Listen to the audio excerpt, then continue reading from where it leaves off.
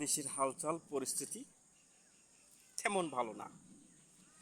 একটা জিনিস মনে করবেন, যে দেশে একটা শিশু জন্মের পর জন্ম নিবন্ধন নিতে ঘুষ দিতে হয়, সেই শিশুটা বড় হয়ে ভালো হবে তার কি এরকম আশা করা যায়? কারণ উনি জন্মের পরেই কিন্তু ঘুষ দিয়ে কাগজ নিয়েছে, মানে উনি জন্ম হয়েছে বাংলাদেশে। তো সেই শিশুটা যখন বড় হবে, বড় হওয়ার পর দেখবে পরিস্থিতি হালচাল সম্পূর্ণই একই। আমি বড় হয়েছি, এখন আমি বুঝতেছি, যেমন আমি ছোট ছিলাম সে সময় হয়তো জন্ম নিবন্ধন এরকম কোনো কিছু ছিল না, কার্ড ছিল। এখনকার আইন তৈরি করছে জন্ম নিবন্ধন এই রে সেই রে অমুক রে তমুক রে, কত কিচ্ছা কাহিনী। কারণটা কিচ্ছা কাহিনীটা কী জন্য হয়েছে দেখেন, শুধু একমাত্র ওই রোহিঙ্গাদেরকে যখন আমাদের বাংলাদেশে জায়গা দেওয়া হয়েছে, তারপরে থেকে বর্তমানে আমরা 18 কোটি জনগণ কেউ শান্তিতে নেই। রোহিঙ্গাদের কারণে বিভিন্ন রকম সমস্যা হচ্ছে। ভাই, একটা জিনিস খেয়াল করেন, রোহিঙ্গাদের তো আলাদা কোঠা বলতে আমাদের বাংলাদেশের ওরা নাগরিক না, ওদেরকে নিয়ে আমাদের চিন্তা করার নেই। ওদের জন্য কেন আমরা অনেক রকম সমস্যায় পড়তেছি? যেমন কীরকম সমস্যায় আপনি দেখেন, যে বাংলাদেশের ন্যাশনাল আইডি কার্ড নামক একটা মানে কার্ড দেওয়া হয়েছে নাগরিকদেরকে, এখানে 100-র মধ্যে 30% লোকের সমস্যা তৈরি করে রাখছে। বিভিন্ন রকম সমস্যায় জর্জরিত।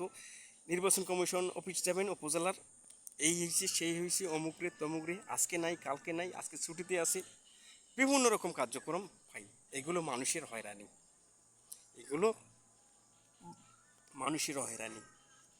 তা মানুষের হয়রানি না করার জন্য সরকারকে পদক্ষেপ নিতে হবে। ডিজিটাল সব কিছু ডিজিটাল হয়েছে, ডিজিটাল নিয়ে থাকলে হবে? আরে ভাই, ডিজিটালটা প্রয়োগ করতে হবে। কোন জায়গায় প্রয়োগ করবেন, কীভাবে প্রয়োগ করবেন, প্রতিটা নাগরিকের ডিজিটালের মধ্যে থাকতেছে না, ডিজিটালের আওতায় আসতেছে না, আসতে পারতেছে না। আমার নিজের যে ন্যাশনাল আইডি কার্ড বিভিন্ন সমস্যায় জর্জরিত। চট্টগ্রাম রাঙ্গুনিয়ার নির্বাচন কমিশন অফিসে ইচাখালীতে 2বার গেছি, 2বার যাওয়ার পর একদিন ছুটিতে আছে, পরের দিন গেছি দরখাস্ত দিতে হবে, দরখাস্ত দিচ্ছি, কোনো খবর নাই এখনো। এই হচ্ছে সরকারি নির্বাচন কমিশন অফিসের কার্যক্রম। তবে এখন না, আজ থেকে 1 বছর আগে এখন পর্যন্ত কোনো সমাধান আসেনি। আমি আর নির্বাচন কমিশন অফিস যাবো কেন, কষ্ট করে সময় নষ্ট করবো কোনে? এই হচ্ছে নির্বাচন কমিশন অফিসের কার্যক্রম।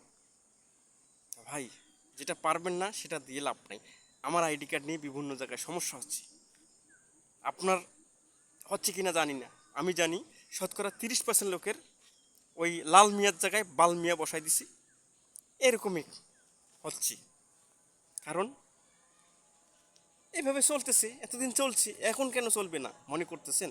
না রে ভাই, আমার ক্ষেত্রে সমস্যা হচ্ছে। আমি একটা কাজে গেলে আইডি কার্ডের নাম্বার আছে, কিন্তু আইডি কার্ড নাই, স্মার্ট কার্ড পাই নাই।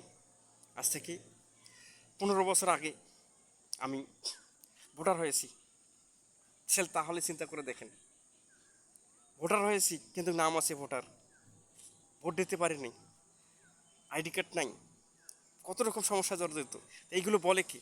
এগুলো বলতে গেলে আগে সমস্যা ছিল, এখন বলতে না বললে সোশ্যাল মিডিয়ায় হলে কিছু বলি, দেখি কোনো সমাধানের পথ খুঁজে পাই কিনা। মার্শাল্লাহ।